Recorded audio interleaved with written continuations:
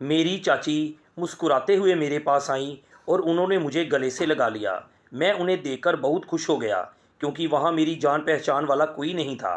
चाची का बचपन मेरे ही गांव में बीता था क्योंकि वे अपने एक रिश्तेदार के यहाँ रहकर पढ़ाई करती थी।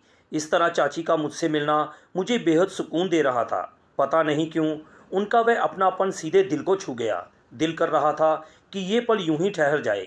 उनके स्नेह में मुझे एक अलग ही तरह की गर्माहट महसूस हो रही थी जिसे मैंने लंबे समय बाद महसूस किया था। मैं भावुक सा हो गया था। फिर चाची मुझे अपने घर चलने को कहने लगी। रात के 11 बज चुके थे। चाची ने कहा, चलो अब आराम कर लेते हैं, रात काफ़ी हो गई है और ठंड भी बढ़ती जा रही है। मैं पंजाब के एक छोटे से गांव का रहने वाला हूं और मेरी उम्र 21 साल है। ये कहानी मेरी ज़िंदगी की एक सच्ची घटना है। मैं अपने रिश्तेदार की शादी में उनके गांव गया हुआ था। वैसे तो मैं शादी में नहीं जाना चाहता था, मगर माँ पापा ने मुझे ज़बरदस्ती भेज दिया। उसी गांव में मेरी दूर की रिश्तेदार चाची सोनम का भी घर था। उनकी शादी को करीब 8 साल हो चुके थे, लेकिन अभी तक उनकी कोई संतान नहीं थी। चाची भी इस शादी में आई थी। मैंने उन्हें दूर से देख लिया था, लेकिन उन्होंने मुझे नहीं देखा था। उनका बचपन हमारे गांव में ही बीता था क्योंकि वह हमारे गांव के स्कूल में 10वीं तक पढ़ी थी। बचपन में वह मेरा बहुत ध्यान रखती थी, इसलिए मुझे उनसे खास लगाव था। करीब 8 साल बाद मैं उन्हें देख रहा था। शादी से पहले वह कुछ दिनों के लिए हमारे गांव में आई थी, लेकिन इस बार उन्हें देखकर लगा जैसे समय ने उन्हें और भी निखार दिया हो। उनके चेहरे पर एक अजीब सी शांति और परिपक्वता थी। मैं थोड़ा कम बोलने वाला इंसान हूँ और जल्दी किसी से घुलता मिलता नहीं हूँ, लेकिन चाची को देखकर मन में अपनापन जाग गया। वह जहाँ भी जाती मैं दूर से उन्हें देख लेता था। जनवरी की ठंड अपने चरम पर थी और शादी वाले घर में सोने की व्यवस्था कुछ खास नहीं थी। मैं सोच रहा था कि रात कैसे गुजरेगी। तभी चाची मुस्कुराते हुए मेरे पास आई और स्नेह से गले लगाकर बोली, चेतन, तुम कब आए? मैंने कहा, चाची मैं तो दिन में ही आ गया था। उन्होंने पूछा, तुम कुछ परेशान लग रहे हो। तब मैंने उन्हें ठंड और रुकने की दिक्कत के बारे में बताया तो वह बोली, इसमें चिंता की क्या बात है, तुम मेरे घर चलो, हमारा घर यहाँ से थोड़ी ही दूर है, वहाँ आराम से सो जाना। मैं पहले हिचकिचाया, लेकिन उनके अपनेपन ने मुझे मना लिया।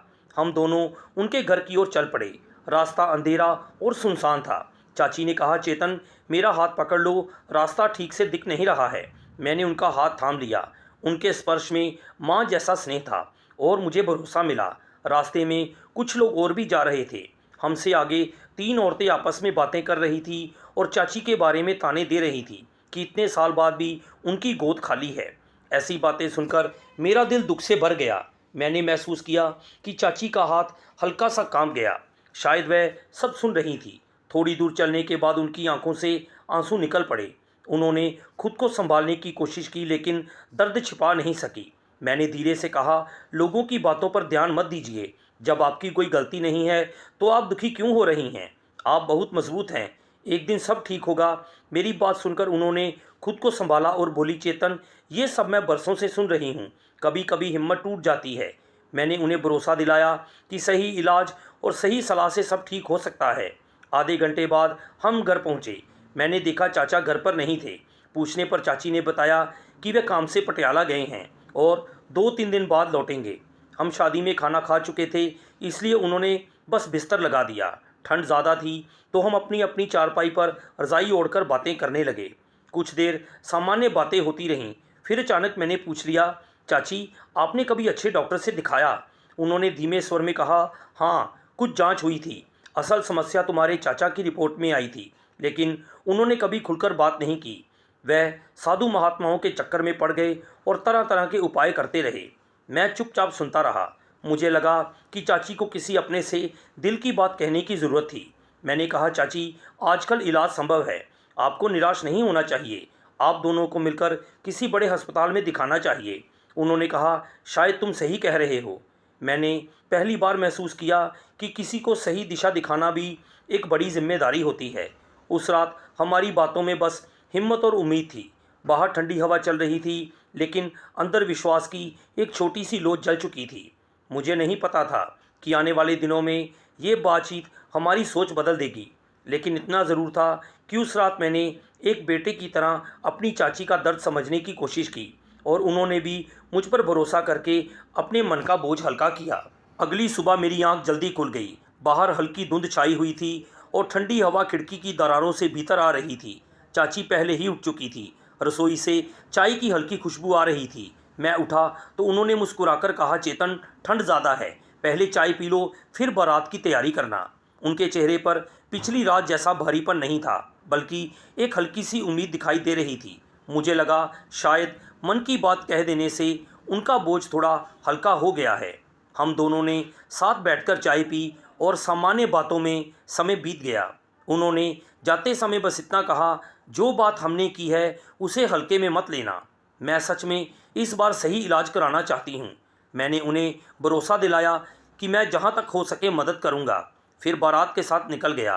दिन भर शादी की भागदौड़ चलती रही, लेकिन बीच बीच में मेरा ध्यान चाची की बातों पर चला जाता था।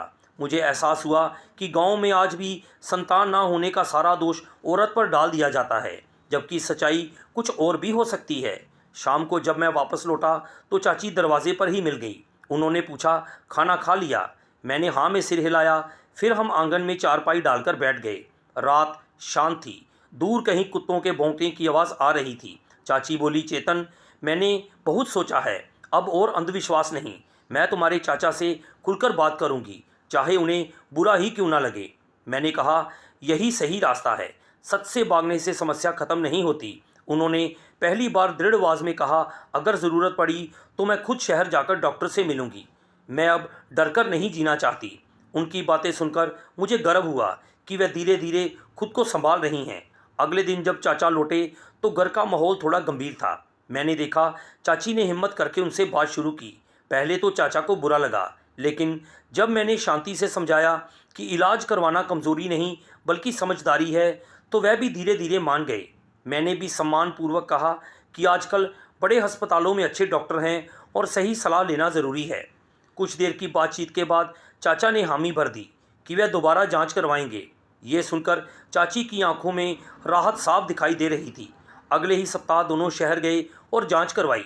रिपोर्ट में जो समस्या आई उसका इलाज संभव था। डॉक्टरों ने कहा कि नियमित दवा और सही देखभाल से उम्मीद की जा सकती है। जब वह लौटे तो उनके चेहरे पर निराशा नहीं बल्कि विश्वास था। गांव की वही औरतें जो ताने देती थी अब भी बातें बनाती थी, लेकिन इस बार चाची चुपचाप सुनकर मुस्कुरा देती। उन्हें पता था अब वह सही दिशा में कदम बढ़ा चुकी हैं। मेरी छुट्टियां खत्म होने से पहले एक दिन मैंने उनसे कहा, चाची, आपको खुद पर भरोसा रखना होगा। समाज कभी पूरी तरह संतुष्ट नहीं होगा। उन्होंने कहा, चेतन, अगर उस रात तुम मुझे हिम्मत ना देते तो शायद मैं आज भी डर में जी रही होती। मैंने जवाब दिया, मैंने तो बस बेटे की तरह अपना फ़र्ज़ निभाया है। असली साहस तो आपने दिखाया है। कुछ ही दिनों बाद मैं अपने गांव लौट आया, लेकिन फ़ोन पर उनका हालचाल लेता रहता था। कुछ महीनों तक इलाज चलता रहा और चाचा चाची पहले से ज़्यादा समझदार हो गए थे। उन्होंने तांत्रिकों और झूठे वादों से दूरी बना ली थी। एक दिन चाची का फ़ोन आया। उनकी आवाज़ में हल्की सी कंपकपी थी, लेकिन इस बार वह दुखी नहीं, खुशी की थी। उन्होंने कहा, चेतन, डॉक्टर ने अच्छी खबर दी है। सब कुछ सही दिशा में बढ़ रहा है। तुमने जो भरोसा दिलाया था वह सच साबित हो रहा है। ये सुनकर मेरा मन खुशी से भर गया। मुझे लगा जैसे घर में किसी अपने की जीत हुई हो। अब कहानी का रंग बदल चुका था। जहाँ पहले ताने और आंसू थे, वहाँ अब उम्मीद और आत्मविश्वास था। मैंने मन ही मन दुआ की कि वे अपने जीवन में ये नई रोशनी हमेशा बनाई रखें। मुझे संतोष था कि रिश्तों की मर्यादा में रहकर भी किसी के जीवन में बड़ा बदलाव लाया जा सकता है। यही सोचकर मैं भविष्य की ओर देखने लगा कि कभी कभी सबसे बड़ा सहारा शब्दों और सही दिशा का होता है, ना कि किसी गलत कदम का। समय धीरे धीरे आगे बढ़ रहा था और चाची तथा चाचा नियमित रूप से शहर जाकर इलाज करवाते रहे। अब उनके व्यवहार में पहले जैसा तनाव नहीं था, बल्कि एक नई समझ और आपसी सहयोग दिखाई देने लगा था। चाचा, जो पहले झिझकते थे, अब खुद दवाइयों का समय याद रखते और चाची का हौसला बढ़ाते थे। कुछ औरतें अभी भी पीछे से बातें बना लेती थी, लेकिन चाची ने उन बातों को अपने मन पर लेना छोड़ दिया था। उन्होंने खुद को व्यस्त रखना शुरू कर दिया था। सुबह घर का काम निपटाने के बाद वह पास के स्कूल में बच्चियों को सिलाई कढ़ाई सिखाने लगी। इससे उनका मन भी लगा और आत्मविश्वास भी बढ़ा। जब भी मेरी उनसे बात होती, वह पहले से ज़्यादा मजबूत और संतुलित लगती। मुझे ये बदलाव देखकर सच्ची खुशी होती थी। कुछ महीनों बाद मैं फिर किसी काम से उस गांव गया तो चाची के घर भी गया। इस बार घर का माहौल अलग ही था। आंगन में तुलसी के पास दीपक जल रहा था और चाची के चेहरे पर सुकून साफ झलक रहा था। उन्होंने बताया कि डॉक्टर ने कहा है कि इलाज असर कर रहा है और उन्हें धैर्य बनाए रखना है। मैंने कहा, धैर्य ही सबसे बड़ी ताकत है। चाचा भी पास ही बैठे थे। उन्होंने मुस्कुराकर कहा, चेतन, तुमने उस दिन जो समझाया था वह हमारे लिए आंखें खोलने जैसा था। अब हमें समझ आया है कि समस्या से भागने से अच्छा है उसका सामना करना। उस शाम हम तीनों ने साथ बैठकर चाय पी और भविष्य की योजनाओं पर बात की। चाची ने कहा, चाहे जो भी हो, अब मैं खुद को कमज़ोर नहीं समझूंगी। अगर भगवान ने संतान दी तो उसका स्वागत करूंगी और अगर नहीं दी तो भी अपने जीवन को अधूरा नहीं मानूंगी। ये सुनकर मुझे लगा कि असली जीत यही है। कुछ सप्ताह बाद अचानक चाचा का फ़ोन आया। उनकी आवाज़ में इस बार अलग ही चमक थी। उन्होंने बताया कि डॉक्टर ने पुष्टि की है कि चाची माँ बनने वाली हैं। कुछ पल के लिए मैं चुप रह गया, फिर मेरी आंखों में खुशी के आंसू आ गए। मैंने उन्हें ढेर सारी शुभकामनाएं दी और कहा, ये आपकी हिम्मत और विश्वास का फल है। गांव में जब ये खबर फैली तो वही लोग जो ताने देते थे अब बधाई देने आने लगे। चाची बस मुस्कुराकर सबका स्वागत करती, लेकिन उनके चेहरे पर अब एक शांत आत्मसम्मान था। उन्होंने मुझसे कहा, चेतन, मैं इस सफ़र को कभी नहीं भूलूंगी। इसने मुझे सिखाया कि सही सलाह और हिम्मत से असंभव भी संभव लगने लगता है। गर्भावस्था के महीनों में चाचा ने उनका खूब ध्यान रखा, समय पर जांच करवाई और खान पान का विशेष ख्याल रखा। मैं दूर रहते हुए भी फ़ोन पर उनका हालचाल पूछता रहता था।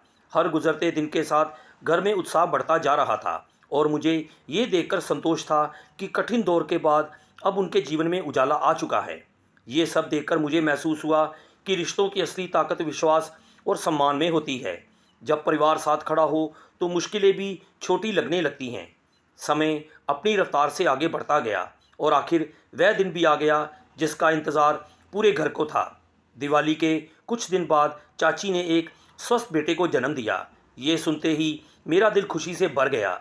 मैंने सबसे पहले भगवान का धन्यवाद किया और फिर चाचा चाची को ढेर सारी शुभकामनाएं दी। गांव में उत्सव जैसा माहौल था। वही लोग जो कभी ताने देते थे अब मिठाई लेकर बधाई देने आ रहे थे। लेकिन इस बार चाची के चेहरे पर सिर्फ मुस्कान नहीं बल्कि आत्मसम्मान की चमक थी। उन्होंने हर किसी का आभार व्यक्त किया, मगर उनके भीतर अब पहले वाली असहायता नहीं थी। चाचा भी बदले बदले लग रहे थे। वह बेटे को गोद में उठाते और उनकी आंखें नम हो जाती। शायद उन्हें भी एहसास था कि सही समय पर लिया गया निर्णय कितनी बड़ी राहत बन गया। मैं तुरंत वहां नहीं जा सकता क्योंकि बिना किसी खास कारण बार बार जाना ठीक नहीं लगता था और उस समय साधन भी सीमित थे। लेकिन फ़ोन पर जब पहली बार बच्चे की आवाज़ सुनी तो मन भीतर तक भीग गया। कुछ महीनों बाद एक रिश्तेदार की शादी में फिर उसी गांव में जाने का मौका मिला। इस बार जब मैं चाची के घर पहुंचा तो आंगन में वही पुराना घर था, लेकिन वातावरण बदल चुका था। दीवारों पर रंग रोगन हुआ था और दरवाजे पर छोटी सी रंगोली बनी थी। चाची ने बेटे को गोद में लिया हुआ था। उन्होंने मुझे देखते ही मुस्कुराकर कहा, चेतन, देखो तुम्हारा छोटा दोस्त आ गया। मैं आगे बढ़ा और बच्चे को प्यार से देखा।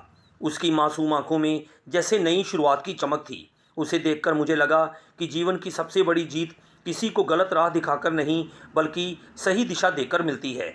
चाची ने धीरे से कहा, उस रात तुमने जो हिम्मत दी थी वही हमारे काम आई। अगर तुम भी दूसरों की तरह चुप रहते तो शायद हम कभी सच का सामना नहीं कर पाते। मैंने विनम्रता से कहा, मैंने तो बस अपना कर्तव्य निभाया। असली साहस आपने और चाचा ने दिखाया, जिन्होंने सच्चाई स्वीकार की और इलाज का रास्ता चुना। शाम को जब मैं वहाँ से लौटने लगा तो चाची की आंखों में खुशी के आंसू थे, लेकिन इस बार उन आंसुओं में दर्द नहीं बल्कि संतोष था। उन्होंने कहा, चेतन, रिश्तों की मर्यादा और भरोसा ही सबसे बड़ी ताकत है। तुमने हमें ये सिखाया है। मैं घर लौटते समय रास्ते पर यही सोचता रहा कि ज़िंदगी में कई बार हम गलत दिशा में भटक सकते हैं, लेकिन अगर समय रहते कोई अपना सही सलाह दे दे तो सब कुछ बदल सकता है। इस पूरे सफ़र ने मुझे भी परिपक्व बना दिया था। मैंने सीखा कि किसी का सहारा बनना सबसे बड़ा पुण्य है और सच्चा प्यार वही है जिसमें सम्मान और मर्यादा बनी रहे। आज जब उस घटना को याद करता हूँ तो गर्व होता है कि मैंने एक कठिन समय में अपने रिश्ते की गरिमा बनाए रखी और एक परिवार को टूटने से बचते देखा। तो दोस्तों, आपको ये कहानी कैसी लगी? कमेंट बॉक्स में ज़रूर बताएं। कहानी को लाइक, शेयर और चैनल को सब्सक्राइब करना ना भूलें। धन्यवाद।